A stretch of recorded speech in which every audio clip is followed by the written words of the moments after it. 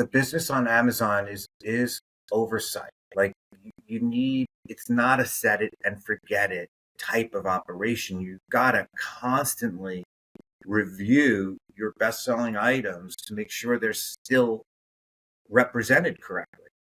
We often would say Amazon could bathtub an item. They took my best-selling nail polish and would replace the image with that of a bathtub and then claim like someone else did it. And it was just, while it was always, going and sales were surging, in a way that was, we always had that feeling that they could throw the bathtub at us. And I would say that requires you to always lean in.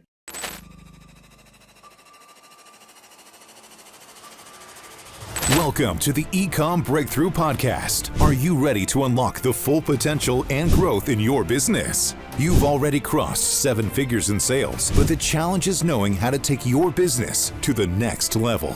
Join Josh Hadley, an 8-figure e-com business owner and investor, as he interviews highly successful business owners. Get ready, because you're going to learn specific actions you can take today to help your business reach its full potential and leave a lasting impact on the world. Welcome to the E-com Breakthrough Podcast. I'm your host, Josh Hadley, where I interview the top business leaders in e-commerce. Past guests include Kevin King, Aaron Cordovez, and Michael E. Gerber, author of The E-Myth. Today, I am speaking with Fred Adler, and we're going to be talking about the 3 biggest lessons that he has learned after selling on Amazon for over 2 decades. He has a wealth of wisdom. He's one of the top Amazon sellers, and he has moved millions of units and volume on Amazon. This episode is brought to you by E-com Breakthrough, where I specialize in investing in and scaling 7-figure e-commerce companies to 8 figures and beyond. If you're an ambitious e-commerce entrepreneur looking for a partner or a coach, a consultant who can help take your business to the next level, I bring that hands-on experience, strategic insights, and the resources needed to fuel your growth. So if you or someone you know is ready to scale or looking for a coach or consultant, reach out to me directly at josh@ecombreakthrough.com. That's ecom with 2 M's, and let's turn your dreams into reality. Today, I am super excited to introduce you to Fred Adler. Fred started cosmeticsolutions.com, an online store, in 1996. And he was one of the first third-party sellers in beauty on Amazon starting in 2003. Cosmetic Solutions is on the Gorilla list of the biggest all-time Amazon sellers. He's in the top 260. Cosmetic Solutions' first 10 years were dedicated to selling everything at one time, boasting over 100,000 SKUs and offering everything from professional beauty and what you would find at your local drugstores. Now, as the business on Amazon has evolved, Cosmetic Solutions is dedicated to selling its brands as the authorized reseller and brand rights holder for skincare brands like Dermactin and hair care brands like Difel and nail care brand Bariel. So with that introduction, welcome to the show, Fred. Fred, I am excited to have you on here because you have been on Amazon since nearly the beginning, the inception of Amazon. As you mentioned, one of the first beauty brands on Amazon. You have seen things evolve drastically on Amazon. Today, we're going to be talking about 3 of the main stories. But before we dive into some of those stories, Fred, just at a high level overview, tell me your thoughts on how things have evolved on Amazon up until this point, and where you think things are going over the next decade on Amazon. So look into your crystal ball. Tell me what you're seeing. The sort of landscape is challenging, right? Regulatory, even if they change it, and compliance issues on Amazon, and all the ways that they are also taking away the pie they're sort of serving you, means like you're going to want to diversify your channels. Like a Shopify that kills it is certainly a lot more valuable an operation than an Amazon business that could be duplicated. So, being mindful of the value creation that you can do over the medium term by investing now, as Amazon is training you in your own brands where you can see some protection and, grow in and at least own that growth, I think is probably um, the best way to align yourself is sort of the way they're showing you. Because if you're to resist that, it's going to be very difficult snowball uphill. Yeah. I think that's something that we all know is like an ongoing battle, and changing is like the road on Amazon, okay, and selling there is constantly requiring pivots to the overall business. And I think that's one of the most important things that brand owners need to understand. And I think a lot of people got sold on the fact of, hey, if I come onto Amazon, this is a passive income business, right? And I think that those that are still selling on Amazon have seen that selling on Amazon is far from a passive income business. And the brands that are going to win over the next 5 to 10 years are going to be brands that take it seriously, that run it like a real business, and that aren't seeing this as a passive income channel. Um, Well, yeah. Go ahead. No, I would say that, I mean, what's interesting is I have been reflecting a lot on the importance and the primacy of Amazon in the marketplace. Meaning, when I started, it was the exact opposite. Like, in fact, we would go into L'Oreal, Conair, all the big players. They couldn't care less about what was happening on Amazon. They only cared about what was happening at retail. It was just an adjunct. Like, it was a very dismissive attitude that everyone had about that there was even business on Amazon. And so we would just see orders like piling up, be like, oh my God, look at that. It's similar to now, just astounded at the volume on Amazon. Just, this is unbelievable what can happen. I mean, especially if you're just selling like, you know, shampoo and toothpaste that people want and they're not able to get it anywhere else. So it similarly feels exciting that, you have the reins on a humongous tech investment that's ready to just sort of sell your little thing. And so that's really still special. Yep. Yeah, I agree with that. So, Fred, as we dive into the three stories today, we'll give people a quick high level of the stories that we're going to be talking about. We're going to be talking about how counterfeiting has become such a big issue, and it's still not going away on Amazon. What brands are doing about it, and some of the war stories of having things counterfeited. We're also going to be talking about how to stay one step ahead of Amazon, see where the puck is going, so that you can protect your margin, because that's an important lesson learned. And then finally, we're going to be diving into customer service and why, and how paying attention to customer service actually creates your future product development roadmap for you if you're willing to listen to your customers, and is also able to tell you at a quick glance if things are going wrong, and some early warning signs there. So, Fred, those are going to be kind of like the big meaty stories that I know you've got some in-depth, in the trenches experience with. Let's go ahead and kick it off with the counterfeiters. Tell me your story of like, what have you dealt with over the last 2 decades on Amazon as it relates to counterfeiters, and what are you doing about that today? I think it's important to note it's been hugely heaped together, the counterfeiting and then the different programs Amazon has, transparency and Project Zero. But like what I'm talking about is raw stealing and counterfeiting. Okay. That's the difference that suddenly is smacking me in the face. Like, yes, we have all these trademarked items that we also distribute to beauty, distributors that are at your beauty store. And sometimes those stores pump them on Amazon, but it's the item that comes out of my factory. But what we've seen more, I would say recently in the last year, is an item will start trending, like it'll go viral. It'll start trending on Amazon. Sales will explode. And within 90 days, a Chinese seller will will have duplicated the formula, the packaging, the label, the jar, the lid, the entire soup to nuts item that we have, and simply strip off the brand name. And so they'll sell the same item, with like a very, very like I would say.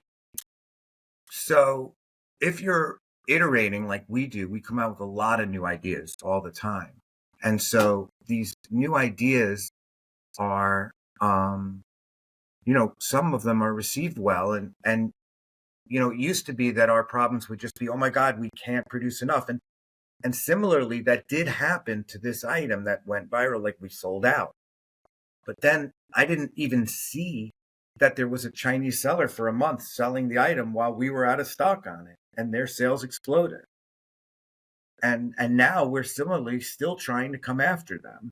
And there isn't an easy mechanism where I can report a crime on Amazon that says, oh my God, the guy stole, like it used to be. I think what it is, and you can say this is, in my view, the Amazon's made a massive investment in a Temu style app shipping from China here. There's now a majority of Chinese sellers in selling on Amazon, where we are all talking about selling. And they're obviously providing these people with software that shows them the best-selling items in the category, much like what we have. And so they're literally showing them what to copy and then saying, oh my God, they're copying it. It's unfair that they are doing both things and then, not really moving quick enough when it's obvious they've stolen it. They're making it seem like, well, let's see who stole whose thing here, right? Like, did you really make it first? Like, where it's like you have the proof. It's just the idea that you have to go to a court of law, right, means that like we're both going to get to share our side of the story. It gives them a venue of respectability that, is already irritating. So I think it's early days for Amazon, and they're not out in front of this issue at all. Yeah. Oh, I would agree with that. I think Amazon's trying to plead the case of like, hey, we're not going to be the judge and jury here. It seems like they want to push things to be like, oh, you think you have a problem? Go get the court order for us. Yeah, we'll freeze their assets, but give me a court order first, right? So Really, have they said that to you? I haven't seen even that level of discourse where that's a process that you can do. Like, that seems to me like, oh, where do I go to do that then? Yep. So there's But I actually, don't think that's true. Like, where do you go to get a court order against Amazon? And have you even seen of one? And here's an interesting question, which I haven't Googled. Have you seen one person sue Amazon in a trademark space and win? And where is that story in the news? I don't know specifically on the trademark issue. We had Hilton Hart on the podcast. His company is Edison IP, and their entire business model is revolved around how to take down counterfeits. And so what the strategy is can you get a group of these, knockoffs, you go take them to court, right? And you can get an initial judgment assigned against them because they're going to be overseas competitors. If they just don't show up at court, you get the initial judgment. You're then able to freeze their assets on Amazon, and the court order goes straight to Amazon. So this is a very viable strategy that many people have been using. Amazing. I didn't even know it. I'm amazed that, like, so what I'm saying is that is something I will have to look at, since I've never been aggrieved enough or had it be valuable enough to really go to the mat and sue them. Well, and that's the trick though, right? And it's like, okay, is it worth me ponying up 20, 30, 40, 50K, right?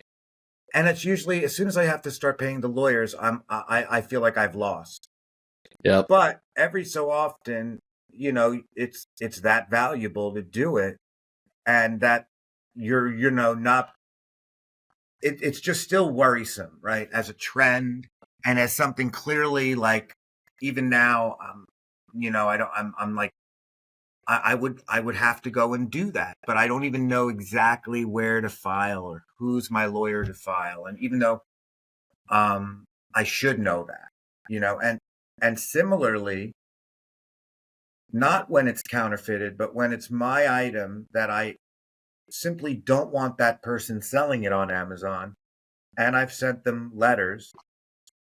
I don't really know that next leg up to sue them, right? Even though I know I don't even think I would win, right? On the actual law, like I could say I don't know if you're aware of the nuance on takedown requests where I would have to say they're selling something materially different because of the return and other promises that we make, being the manufacturer's representative, and whether that would prevail really at, court.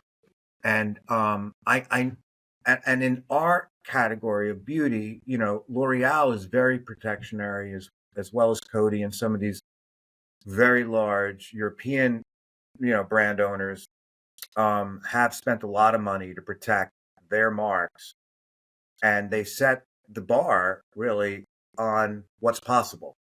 Yeah, it's true. So I guess, Fred, my question would be now, it almost sounds like your defense strategy to prevent these knockoffs is launching more products more quickly and just simply staying Well, ahead of the right. So I have competition. this best-selling item. It's in a 3 ounce, right? And they've duplicated it, but I'm quickly coming out with a 12 ounce. We're going to have a different item, and yes, and the trademark, right? So they're not going to be able to, for long, do what they're doing. It will be enforced eventually, right? Yeah. And so the perseverance, the knowledge of that eventually rational analysis of this will bring us the rights, and we will at least win in this dispute. So I think it's a belief in the honest and that you're not trying to get away with anything. In fact, we're trying to, whereas in the past I would have been that middleman trying to punt that item that I didn't own the trademark to, um and then, now it's sort of flipped, if you will, because that's the nature of the business,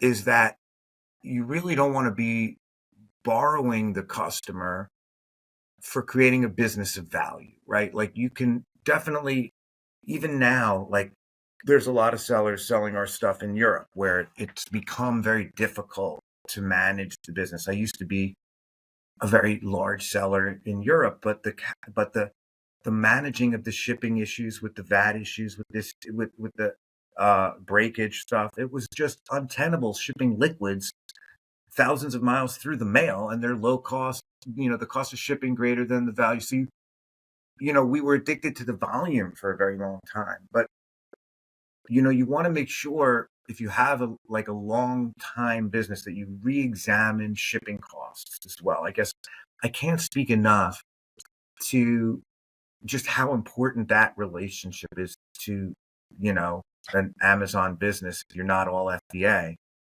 is to really get in the weeds and manage, how you're printing labels. Yeah. No, I think that's a great segue into, how we protect our margin.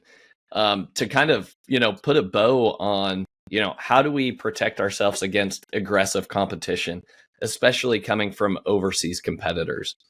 I think that, and this has been the stance that we take, because we are yet to actually go sue somebody in court. Now, we know that is a playbook that when it makes economic or business sense to say, okay, I'm willing to pony up $30,000 or $40,000 to go sue, hopefully a group of counterfeiters, right? Because you want to batch these things together. That is one playbook. The other playbook is kind of what you had talked about, Fred, where it's like, just always stay one step ahead of your competition. And that would be my encouragement to anybody that is. Yeah. I was facing. going to say controlling the distribution of a product. You know, we have a number of brands, some of them exclusive to Amazon, some that I sell, you know, all over the country as a, you know, to get distribution on. And so managing, you know, an Amazon, like there's just both ways you could go about growing your brand and business. If we're talking about, which we are here, the e-com breakthrough strategy, you know, it's you're going to want an exclusive to Amazon item that's not going to be competing with yourself at retail. You're going to want that ability to have it go viral and enjoy all of that volume and deliver on the experience of your product working for people, right? So I think, and then selling them a second glass of water. So I'm thinking, you know, that beautiful thing, which is that the item is selling, and like, oh my God, right? That experience, and then being able to ship it and keep it in stock, right? Those are the kind of sequencing of events that, you know, are exciting. And I think it's it's unlikely that you can predict or stay ahead of it entirely. But it's finding the right ways to do that for your operation, um, that I think is going to make you, you know, really successful. So like I've recently seen AWD. I don't know if you guys have explored that, where you can put inventory directly into Amazon, like it's your own warehouse, and they drip it into FBA. So I think, um, you know, for space considerations, that Amazon has created a complete vertical for people to operate at scale without needing any real infrastructure. Yeah. So I think as we wrap up, you know, how do we beat the competition? Really, I think it comes down to number one, you stay ahead of your competition. You stay ahead of them in the trends. You're continuously coming out with the next SKU, the next variation faster than they can, right? And you need to overshadow. It's not how do I pull down my competition? It's not how do I hurt my competition? It's more how do I grow so big so fast that I'm overwhelming my competition, that there's no other true solution or true product that people would trust rather than my products, because I have overwhelmed the market with the number of products, the number of quality products that I have there. So that's number one. But then number two, you talked about this, Fred, which is distribution. This is a massive thing that we have a huge advantage of over our overseas counterparts. Okay. These guys cannot sell effectively into brick and mortar retail because they don't have a story. They're just cheating and they're just copycats, right? You can't go sell that into a Walmart and be like, oh, well, we copied the bestseller on Amazon, right? Like that's not going to fly. If you're going to go to a Walmart or to a specialty brick and mortar store, you're going to need to have a story behind it. Like, what is your brand? And that's where the distribution itself do the things that the overseas suppliers can't do and the manufacturers, and they can't get the distribution because they don't have a story to tell. They can't think of the next new product to come out with because they're not in tune to the market, right? They're living in, hey, whatever's selling well, just copy it. That is their only playbook. That is a very easy playbook for any US based or North American based seller to go and dominate those competitors, because all you have to do is stay in the game long enough to watch those guys lose, because a copycat business does not succeed very long overall. So, Fred, let's now pivot to what you were talking about as it relates to protecting your margin, right? You've evolved your business. You had said over the first 10 years, you guys had over 100,000 SKUs on Amazon. And it sounds like you've kind of scaled that back because you were having high revenue, but maybe not as much margin. Tell us the story about what you've seen in terms of margin on Amazon over the past decade and what it is that you're actively doing to ensure that the margin stays healthy, because certainly Amazon's got the margin squeeze on right now, right? Higher fees, We're implementing a new fee, shipping into Amazon, etc. What I did want to reflect on is, as you were speaking, is that over time, the the business on Amazon is oversight. Like you need, it's not a set it and forget it type of operation. You gotta constantly review your best selling items to make sure they're still represented correctly.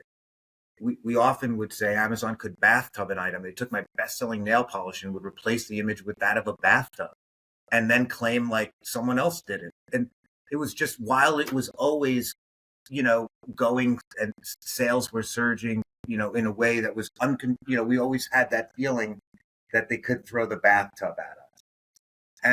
And I would say that requires you to always lean in, right? There really isn't 2 or 3 hours that go by without me looking over the orders, right? Even still, I'm constantly analyzing the order flow to see if something is going on awry. And I'm often astounded that it is. And I have to surface something that we all have to stop what we're doing and figure it out. So you have to be able to triage issues on Amazon daily, I would say, almost, and have a staff that is experienced enough to know where to go to create the case to start the process. So I think that is a, almost habit now, but it needs to happen for you to succeed. It's not like you can just come up and iterate items all day long and think that's enough, right? It's like, it's not sufficient. You have to run on all the hamster wheels that Amazon has, and they keep investing more, which is why you'd rather see a really strong business on Shopify over the long term, because those are your customers completely. And I don't know if you do, Josh, like, how do you compute the value of an Amazon customer? So if I have 1 million Amazon customers, what is my business worth, right? Or if I have 1 million customers on my Shopify store, what is it worth? I'm saying it's like this. Amazon can give us sellers better value for what we're doing by giving us more tools to communicate with our customers more effectively. And they're starting to do that, right? But I think they have a long way to go.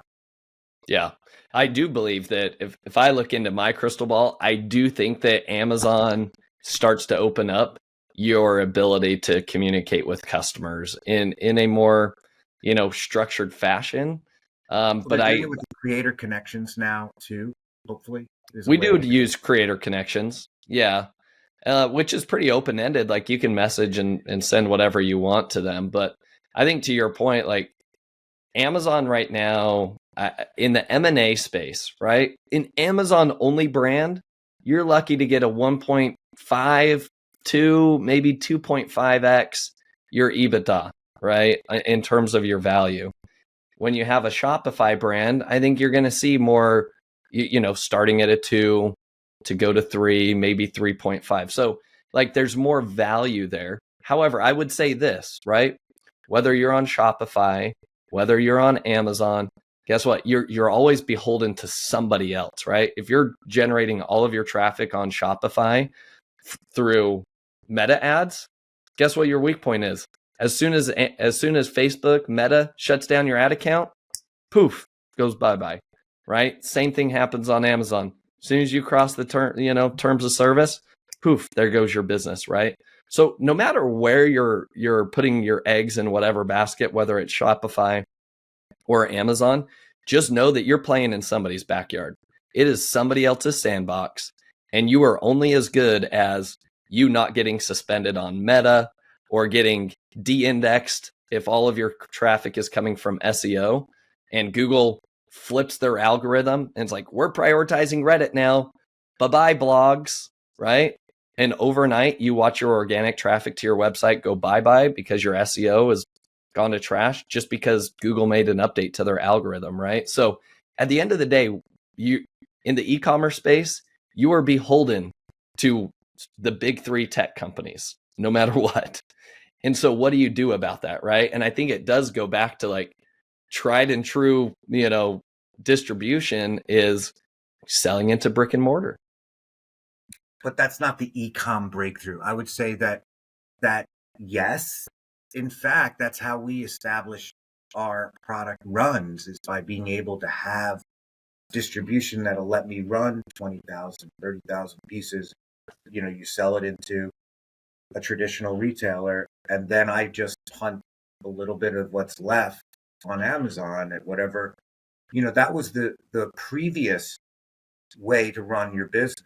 But I really want to say that the real value is in creating a unique to e-commerce Amazon product that you have margins on, so that you could make and at least own a little bit of a moat on. So whatever that is, were you to have that widget, that is, and it happens only once in a while that you get something that kind of all the ingredients fit together right, and it flies at e-com.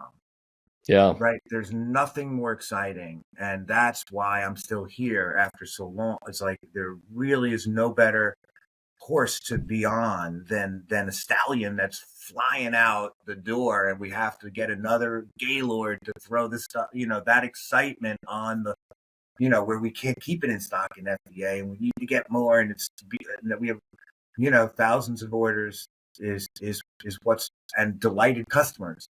So I'm just saying, like, when that all was coming together, that's exciting.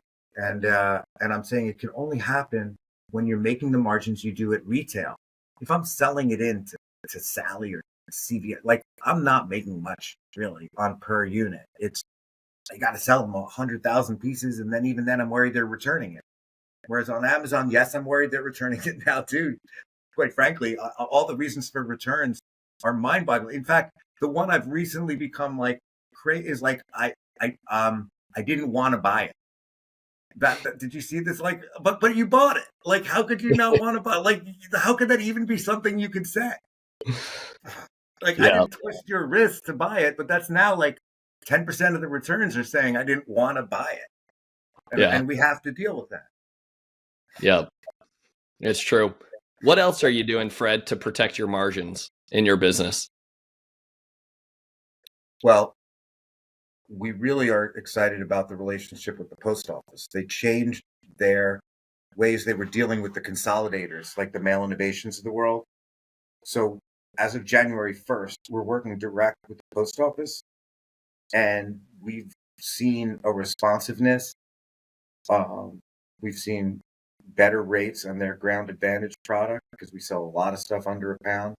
And with that, free shipping supplies.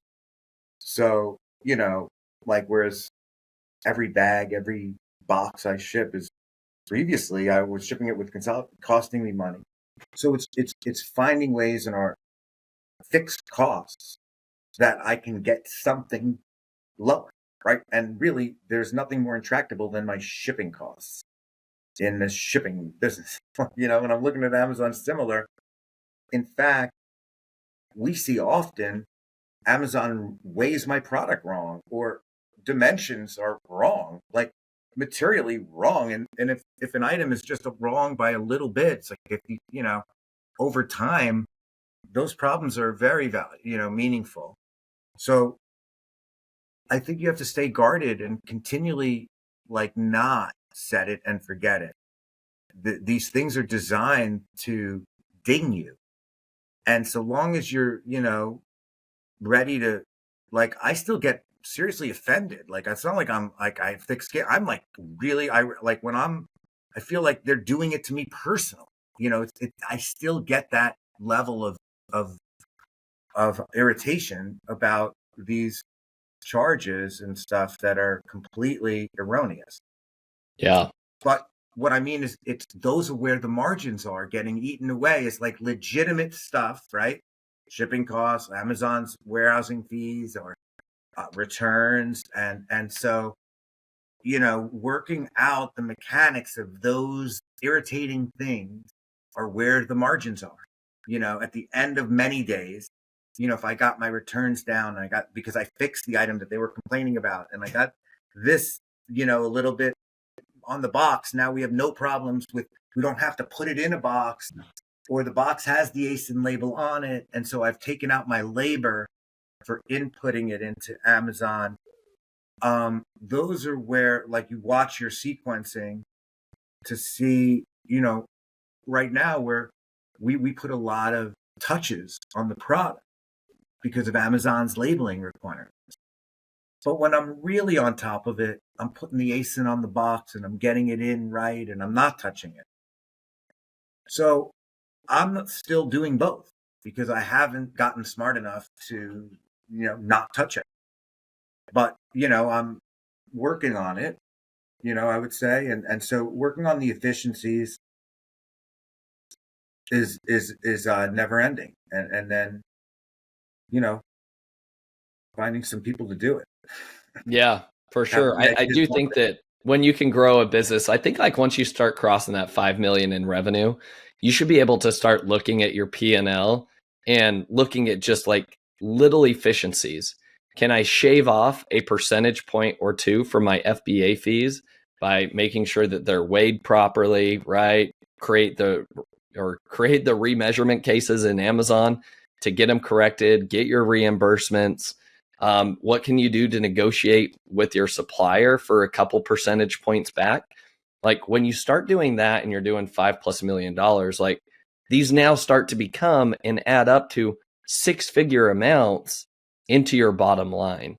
And so to your point, I would love to be better at modeling my business in a fiduciarily responsible way that I knew how profitable I was when I'm running, like, quite frankly, that is very valuable, right? I'm not particularly inclined to do that as much as I would be rewarded if I did, meaning you can get a lot more investment, you can get a lot more help from your suppliers if you knew the profitability. But as we all know, there's such friction in the Amazon marketplace that it's very hard to rely on those numbers that I could crunch, right? And so, I would say you're left running in a not optimally efficient business because of the peculiar nature of it still. It's certainly not as reliable as, one would want. Although stable mostly, it's still tenuous and feels fraught, right? So we're always contending with those tensions, right? And even when things are going well, there's always a shoe to drop. So I think, we're hoping for this, more business over the items that we want to sell, but it's always elusive to get it to work as you think it will. Yeah. So we're always chasing our tail, I would say, and having a new problem that was unexpected take a lot of our time. So I don't see how you manage that other than, get more hours from somewhere. Yeah, you've got to be able to delegate, right? Be able to delegate, bring in the right team members so that you are able to really like level up your business. And you as the owner and founder are continuously focused on growth. Again, I'm also a big seller. I still do a lot of the work. And I would love to say to you now, I know how to operate my business and other people are doing it, and that's the next level maybe. But I wonder how one would achieve that, as you have spoken to a lot of guys who may have done that. I'm saying I think the Amazon business is peculiar to hand over to an agency, for instance. I know there's agencies. I'm meeting with a guy tonight who's got a big one. And I'm always wondering, like, how does he have the bandwidth to manage businesses on Amazon when they're not his? Like, you know what I mean? Like, how would you lose sleep? Like, how does that work? It seems, like it wouldn't to me. So I haven't done it, but what is your experience with that? So ultimately, so I attended Alex Hormozy's workshop, and one of those things that is talked about is, hey, in order to like really ramp up the value of your business is you've got to get rid of the key man risk, right? Which is typically the owner and the founder. And it is possible. It is possible. Even if you're the the sole designer or the painter of a particular product, like that's a pretty hard one to be able to get rid of yourself in. However, it can be done. And Alex had showed like, this is how we do it. And really what it comes down to is it comes down to hiring really, really, really good people. If you go back and listen to Alex Hormozi's podcast where he summed up, here are my biggest lessons learned in 2024. As he has met with other billionaires, he has learned that business comes down to one thing. And the one biggest focus is how do I find the best talent? All of the top tech companies, all of the top companies anywhere, their entire focus is on people. And it's finding the right person, because you find the right people, they are able to unlock growth and able to handle challenges that sometimes you and I say like, oh, nobody else other than myself can handle this. The right people are out there. And that's what those top companies have proven, right? They're able to replace CEOs over and over again, yet they're still able to grow. And the valuation of their companies continues to grow. You look at Uber, replace the CEO. We have a new CEO in place there, right? And things are able to continue to grow. So ultimately, as you scale your business, the one thing that becomes the most important thing is the who. The who that are in your business are going to make all the difference in terms of your ability to scale to 9 figures or not. No, I feel like you have to have the, some infrastructure to succeed. You can't simply just, figure it out. But I would want to add, like, it does appear like in the last 6 months, let's say, just taking that into account,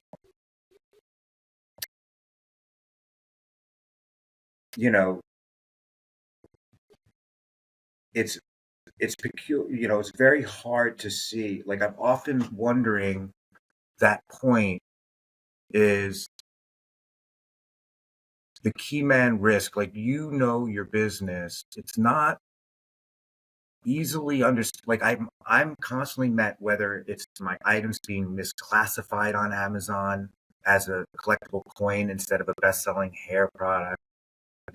These items were doing 6 figures a month and then zero. Like, how you fix big problems where the whole collection is miscategorized, or Chase Bank decides to unbank you, and how you figure out how to get funds again where they're saying they don't bank you, and you have to fix, or you're counterfeited. The best-selling item did $250,000 last month, now zero. Like, these are just 3 problems that came up in the last 6 months. And there's been other bigger problems, along with personnel, people sleeping with people in the warehouse, whatever it is that becomes a huge problem.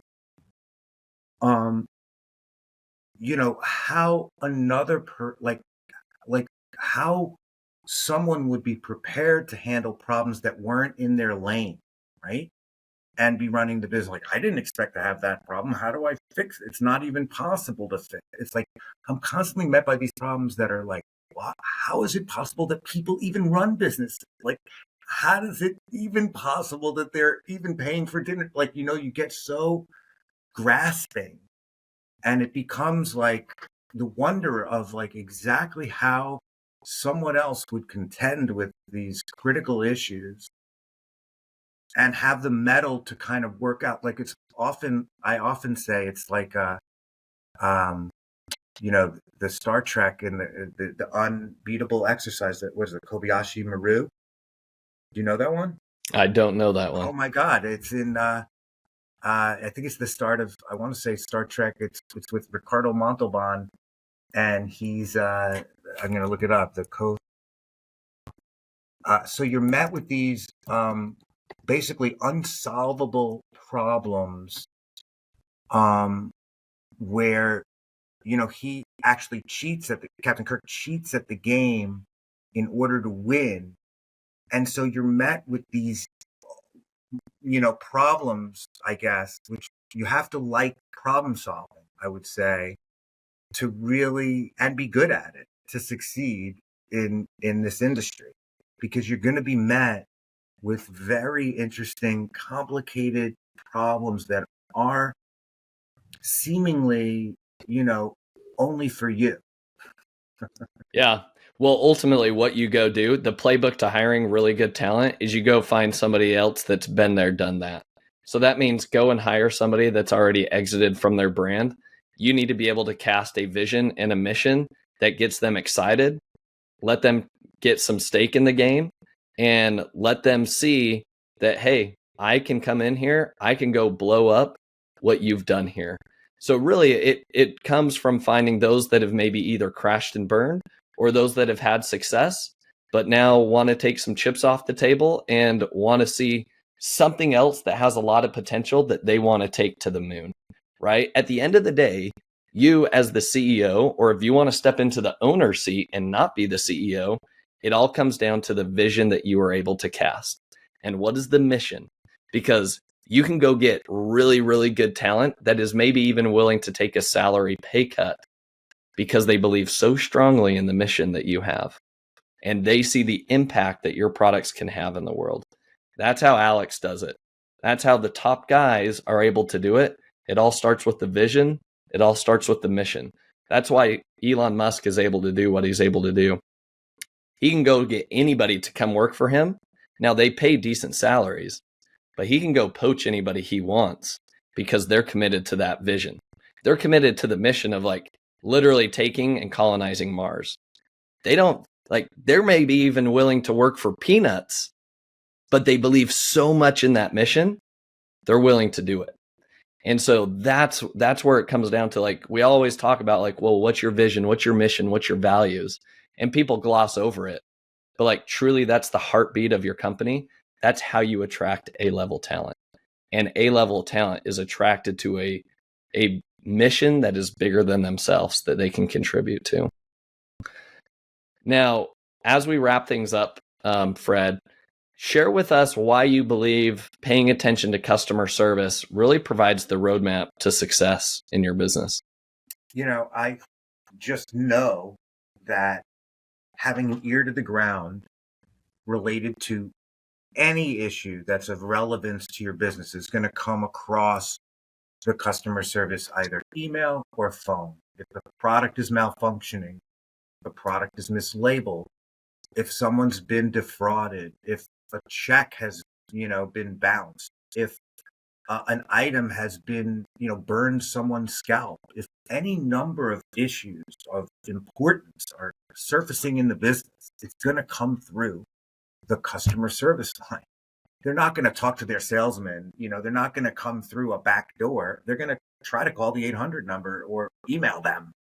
Like it's hurting me, go email them. Like, right? What would I say if something's like screwed up with this product I'm using?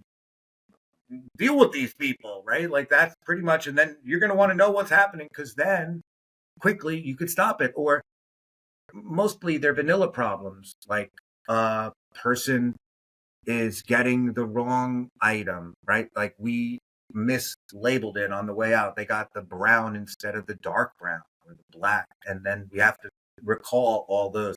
So by being responsive to the customer service and knowing, first of all, that that's where it comes from. It's not like a mystery where the problems are going to be known about. They're coming through customer service. So there's not another place for it to come to you from, right? So that's why. It's really as simple of like, well, where do we learn about the issues that are important? It's that. Yeah.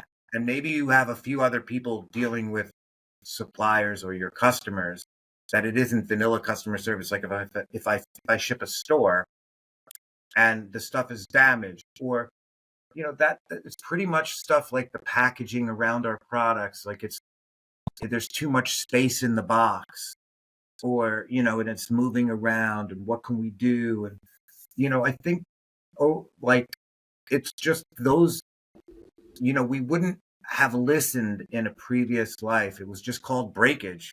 Whatever, kid, there's breakage in mail order, right? Like, who cares? Like, you have margins. But Amazon has taught us that you can't allow for that. You can't have breakage. There's no such thing as breakage anymore. That's what I know. Because of that, we have to listen to the customers, and continually to minimize breakage. And then you have a successful operation, right? Because then less complainers. Yep. I I love try to that. stop the complaining at home and the complaining in the business. That's the main operation. Well summed up here, Fred. Now, we're running up on time here. And so I want to leave the audience with 3 actionable takeaways from every episode. So, Fred, here are the 3 actionable takeaways. You let me know if I'm missing something here. But action item number 1 is, how do you handle and protect against counterfeiters? And my response to that and what we've uncovered is twofold.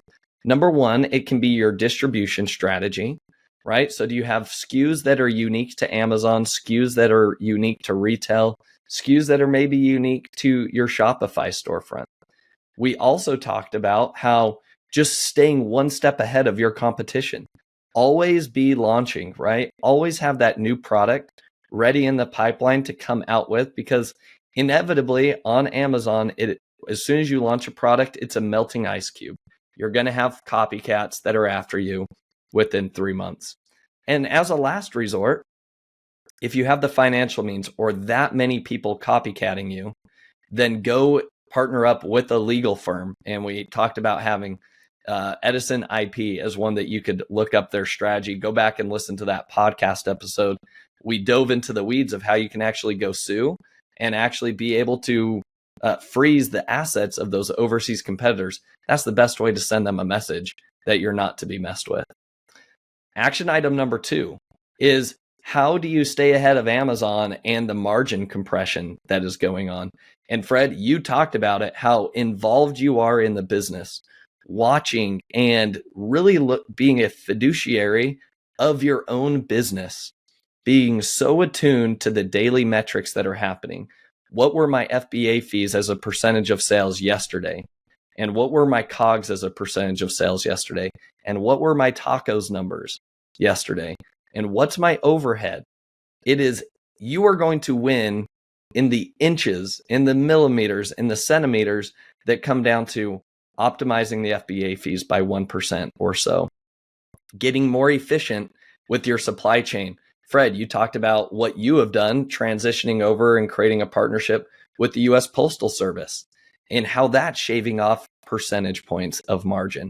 And so I think as the game of e-commerce gets more and more challenging, it's requiring every business owner to get more creative in the ways that they can shave off a percentage point here or there as it relates to COGS, supply chain, FBA fees, and advertising. And it is those 3 buckets that if you can shave off a couple percentage points, if you're doing a $5 million plus brand, that's adding an extra 6 figures down to your bottom line, which allows you to launch more products, which allows you to scale faster. Third and final action item here is, you touched on it, but customer service, really, this is the lifeblood of any business. If you want to know what your customers think about your products, like, listen to the customer service. But if you really want to know how you can beat the competition, launch products that they would never come up with, it's listen to your competition. It's listen to your customers. What feedback are they giving you? How do you solve those problems? And that's how you continue to win. The customers will tell you, hey, I'm looking for X, Y, and Z product, or hey, it would be really nice if this included that. It is those ideas that are going to allow you to scale your business faster. So, Fred, is there anything else that you feel like I missed here that we need to double down on? I feel like, you're a great resource, and even the few things I've learned on the podcast, I'm excited about. So I just hope, to have excited somebody enough to kind of, get in there and have some serious problems, because it's more fun than the alternative, which is to have no good problems. So meaning all the problems more or less are good problems, because it means you're, in the, you're on the ball field. And I feel like, the Amazon affords us really a state of the art experience to do the business in. So it still represents the greatest potential for an enterprise to really catch fire and do serious volume. So I I feel agree. like, you have to fight. It's just, there's a lot, it is a brawl at the end of the day. It's like living in New York City, as I did, for many years, and I'll be there tonight. I mean, it's a fight, literally just to, get in and out. But it's similar now with Amazon, I would say. You have to be ready to, to go after it. Yep. Agreed. All right, Fred, here's my final 3 questions for you. Number 1, what's been the most influential book that you've read and why? Just taking to heart, there'd just be 2. It used to be Snow Crash by Neil Stevenson, but seeing as the recent experience and that I now live in Western Mass, I'm going to have to side with Moby Dick and Melville, because there's no, and that is the Amazon experience, literally trying to conquer the biggest whale. And it's undoable. It is a serious challenge, and you need Neanderthals with you to really succeed. I love that. That is a great book recommendation and great analogy to Amazon. Question number 2, what's your favorite AI software or chat GPT prompt that you've been using? I've been using, just I guess, ChatGPT with a bunch of photo add-ons so as to create prompts that are photorealistic. These are just, really stout prompts that help add a lot of explicit, exact photo specific to make me have product shots that I would have only dreamt of. But it has limitations. So I guess, but that's of the minute now, using it for photorealistic imagery. Love it. That's a great use. 3rd and final question, who is somebody that you admire or respect the most in the e-commerce space that other people should be following, and why? So I feel like Guthy Ranker for us in our area is still,